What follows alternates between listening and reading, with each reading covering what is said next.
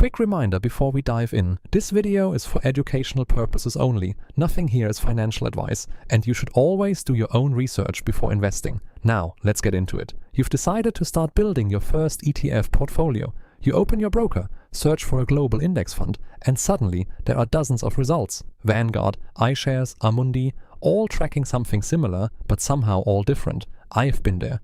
So today I compared the 3 biggest ETF providers available to European retail investors, so you don't have to start from scratch. In Europe, 3 names dominate the ETF landscape: Vanguard, iShares, owned by BlackRock, and Amundi, which grew even larger after absorbing Lyxor. Together, they manage the vast majority of assets held in UCITS ETFs across the continent. If you're a European investor buying through a European broker, you will almost certainly encounter all 3. Many of these funds track the same underlying index, so why does the provider matter? 4 things set them apart: the ongoing cost, called the total expense ratio or TER, the size and liquidity of the fund, where it's legally domiciled, and how it replicates the index. Getting these right can quietly save you money over decades. The total expense ratio is the annual fee the fund charges, deducted automatically from the fund's net asset value, so you never see a bill, but it quietly compounds over time. For broad global index ETFs in Europe, TERs typically run between 0.12 and 0.22% per year. Over a 20 or 30-year horizon, even a few basis points of difference adds up meaningfully. Vanguard is structurally unique. It's owned by its own funds, meaning it's ultimately owned by the investors in those funds. There's no outside shareholder demanding profit, a big reason its fees have historically been so competitive. Vanguard's flagship global fund for European investors tracks the FTSE All-World index, covering large and mid-cap stocks across developed and emerging markets, and it's domiciled in Ireland, giving it a favorable US dividend withholding tax treaty. Vanguard uses physical replication. It actually buys the underlying stocks rather than using derivatives to simulate performance. For most investors, this feels more intuitive and transparent. Vanguard also lends securities within its funds, generating small additional returns that help offset the TER in practice. iShares, owned by BlackRock, is the largest ETF provider in the world by assets under management. For European buy and hold investors, the relevant range is the iShares Core series. Funds tracking MSCI World and MSCI XVRI, covering developed and developed plus emerging markets respectively.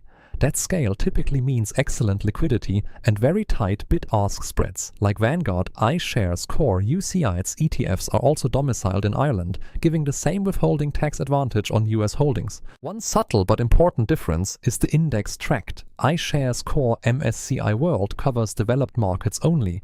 You'd need a separate emerging markets fund for full global exposure. Vanguard's FTSE All-World includes emerging markets in a single fund. There are also minor classification quirks. MSCI treats South Korea as emerging, FTSE treats it as developed. Neither is wrong, just different methodologies. Amundi is Europe's largest asset manager and, after absorbing Lyxor in 2022, became a much bigger force in the ETF market. It's known for frequently offering the lowest published TERs among broad global ETFs, sometimes undercutting both Vanguard and iShares. If you see a familiar index fund priced unusually low, there's a good chance it's Amundi. Here's where Amundi can look unfamiliar. Many of its broader ETFs use synthetic, swap-based replication rather than physically buying the underlying stocks. The fund holds a basket of substitute assets and enters a swap agreement with a counterparty bank to receive the index return. This is legal and well regulated under UCITS rules. Counterparty exposure is capped at 10% of net asset value, with fund assets acting as collateral. But it's a different structure worth understanding.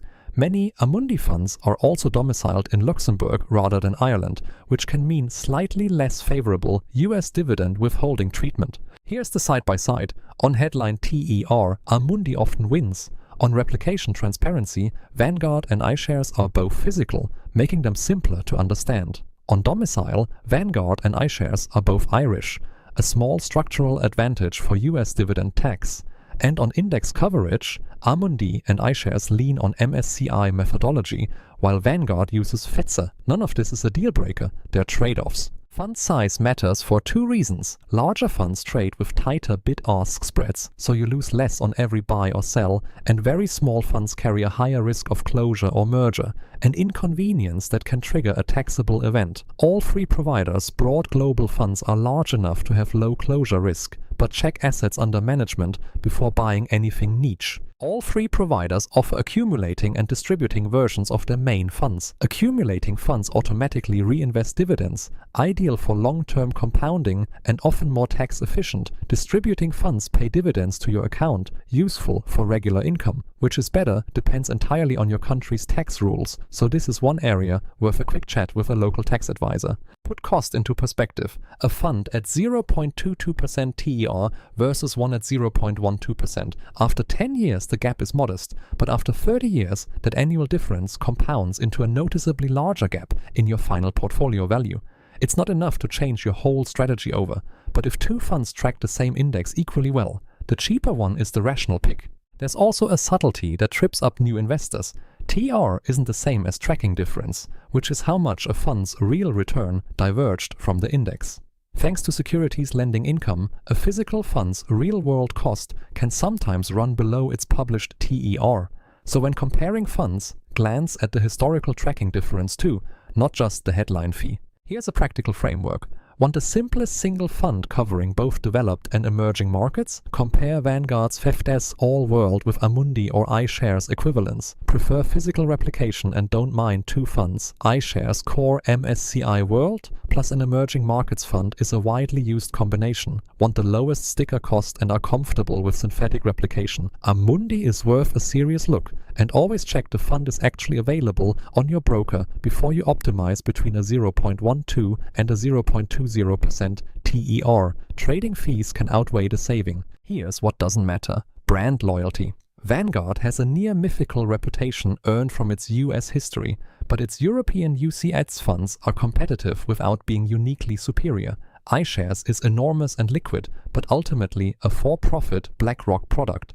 Amundi's lower TERs are real, and its synthetic structure is regulated. Pick based on your actual situation, not fan communities on investing forums. Before you invest in any ETF, run through this checklist. What index does it track, and does that match what you want? What's the TER and the historical tracking difference? Where is it domiciled, physical or synthetic? And is it actually available on your broker without excessive trading fees?